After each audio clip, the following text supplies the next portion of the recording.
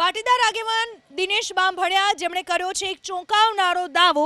તેમના મતે ખોડલધામ અને સરદારધામ વચ્ચે વિવાદ ઊભો કરવા માટે જયંતિભાઈ સરદારાને અપાઈ છે સોપારી। લેવા પાટીદારની આ બંને સંસ્થાને બદનામ કરવાની સોપારી જયંતિભાઈને ક્યાં આપવામાં આવી તેનો આગામી દિવસમાં કરાશે ખુલાસો। દિનેશ બાંભણિયાના મતે એક ફાર્મ હાઉસમાં ખોડલધામના નરેશ પટેલ અને સરદારધામના ગગજીભાઈ સુતરિયાને બદનામ કરવા કાવતરું ઘડાયું હતું। તેમાં કોણ કોણ હાજર હતું તેનો ટૂંક સમયમાં ખુલાસો કરાશે।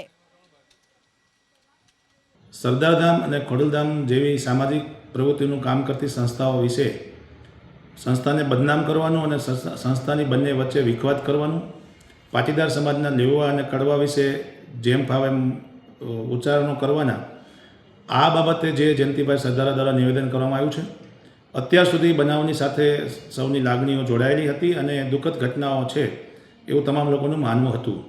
પરંતુ ગઈકાલના તપાસના અંતે એક ખૂબ જ ચોંકાવનારી માહિતી બહાર આવી છે કે આ સુનિયોજિત આ કાવતરું હતું અને ખોડલધામ અને સરદારધામની વિખવાદ વધે એના માટે જયંતિભાઈ સરદારાને આગળ કરવામાં આવ્યા છે અને જયંતિભાઈ સરદારા દ્વારા તમામ સંસ્થાના આગેવાનોને એક જાતનો અંધારામાં રાખીને સન્માનીય ગગજીભાઈ સુતરિયા અને શ્રી નરેશભાઈ પટેલને કઈ રીતે બંને વચ્ચે વિખવાદ થાય એનું આયોજનપૂર્વક એક કાવતરું ઘડવામાં આવ્યું હતું।